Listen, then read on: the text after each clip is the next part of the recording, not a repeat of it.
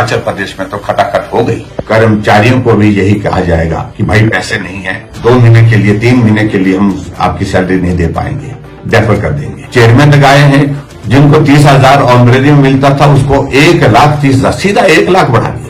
कर्मचारी की जो भविष्य निधि होती है तो जीपीएफ होता है और उसमें से ही इन्होंने 2,810 करोड़ रुपए जो है उनने उसके अगेंस्ट लोन ले लिया। तो आप हटाइए ना, सीपीएफ को क्यों नहीं हटा? जिनको हाई कोर्ट में आपने बचाने के लिए आपने वकीलों को 6 करोड़ रुपए तो आपने वकीलों को दे दिया। हमने सोचा कि 2 महीने की सैलरी काट दी, लेकिन जब मालूम पड़ा कि सैलरी काटी नहीं, 2 महीने बाद लेंगे, यानी कि 2 महीने के बाद वो 2 महीने की सैलरी नहीं लेंगे, वो 3 महीने की इकट्ठा लेंगे। क्या मतलब है इसका? और नाखून काट करके शहीद होने की बात कह रहे हैं। तो हिमाचल एक बहुत बड़े भयंकर आर्थिक संकट की ओर बढ़ता दिख रहा है, तेजी से बढ़ता जा रहा है।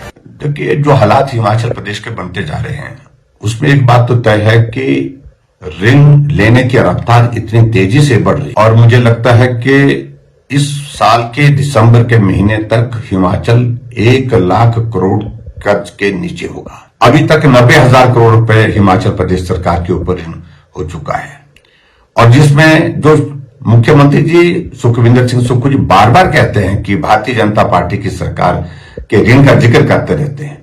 कंपैरिजन में आप देखें, आंकड़े हैं, भारतीय जनता पार्टी ने 5 साल के कार्यकाल में 19,600 करोड़ रुपए का ऋण लिया और कांग्रेस ने अभी 20 महीने के कार्यकाल में हिमाचल प्रदेश पर 24,176 करोड़ रुपए का ऋण ले लिया है।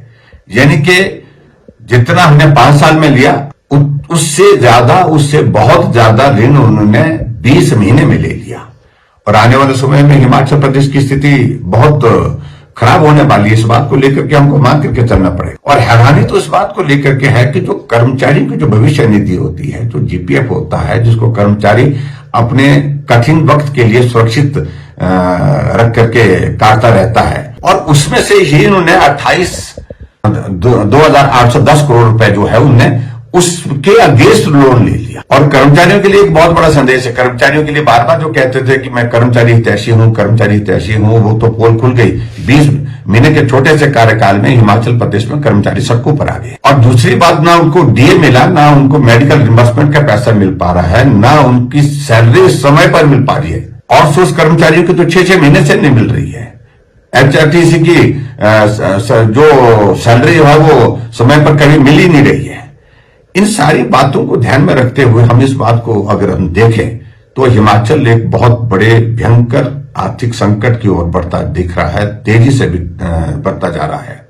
लेकिन हैरानी इस बात को लेकर के हमें हो रही है कि मुख्यमंत्री जी घोषणाएं ऐसी करते हैं जो हास्यास्पद स्थिति उनकी बना रही है। अभी हाल ही में उन्होंने हाउस में विधानसभा के सत्र में घोषणा की कि हिमाचल प्रदेश में कैबिनेट मंत्री और सीपीएस जो है 2 महीने के लिए सैलरी नहीं लेंगे। हमने सोचा कि 2 महीने की सैलरी काट दी इन्होंने, लेकिन जब मालूम पड़ा कि सैलरी काटी नहीं, 2 महीने बाद लेंगे, यानी कि 2 महीने के बाद वो 2 महीने की सैलरी नहीं लेंगे, वो 3 महीने की इकट्ठा लेंगे। क्या मतलब है इसका? और नाखून काट करके शहीद होने की बात कह रहे हैं वो। ऐसी स्थिति में एक और उदाहरण हमारे सामने आज पिछले कल नोटिफिकेशन में आया, एक जो BOCW जो बोर्ड है ये, उसमें चेयरमैन लगाए हैं जिनको 30,000 ऑनरेरी में मिलता था उसको 1,30,000 सीधा 1 लाख बढ़ा दिया उसमें। और ये सारी चीजों को लेकर के मुख्यमंत्री जी अपनी स्थिति को हास्यास्पद बनाए जा रहे हैं, मजाक का विषय बनते जा रहे हैं। एक तरफ आप बहुत सारी बातें कह रहे हैं कि हम आर्थिक तंगी के दौर में से गुजर रहे हैं, कुछ सख्त फैसले लेने पड़ेंगे, तो आप हटाइए ना, सीपीएस को क्यों नहीं हटाते? जो गैर संवैधानिक तरीके से बनाए गए हैं, जिनको हाई कोर्ट में आपने बचाने के लिए आपने वकीलों को 6 करोड़ रुपए तो आपने वकीलों को दे दिया, उसके लिए सीपीएस नहीं बनाते तो क्या सरकार नहीं चलती? सरकार चल सकती थी, लेकिन उसके बावजूद उस पर तो आपने कभी नहीं सोचा कि भी इनके कारण आर्थिक बोझ होगा। करोड़ों रुपए उस पर जा रहा है, लेकिन 6 करोड़ के लगभग आपने वकीलों को दे दिया उनकी कुर्सी को बचाने के लिए। और एक तरफ से आप कह रहे हैं कि हम जो है वो सैलरी डेफर कर रहे हैं 2 महीने के लिए। और इस तरह से मैं आपको कह रहा हूं होने वाले समय में क्या होना है। अभी शुरुआत की कैबिनेट मंत्री और सीपीएस की सैलरी 2 महीने के लिए डेफर की, और 2 महीने के बाद तीसरे महीने सैलरी 2 महीने की भी मिलेगी और तीसरे महीने की भी मिलेगी। और आने वाले समय में ये स्थिति आगे बढ़ने जा रही है। आगे कर्मचारियों को भी यही कहा जाएगा कि भाई पैसे नहीं है, 2 महीने के लिए 3 महीने के लिए हम आपकी सैलरी नहीं दे पाएंगे, डेफर कर देंगे। 3 महीने के बाद फिर और कहेंगे कि अब 6 महीने के लिए नहीं दे पाएंगे। और धीरे धीरे ये स्थिति आ जाएगी कि सुक्खू जी हाथ जोड़ करके कहेंगे कि हमारी स्थिति अब सैलरी देने की है ही नहीं। ये हालात हिमाचल प्रदेश के बन रहे हैं और इस दिशा में हिमाचल आगे बढ़ता जा रहा है।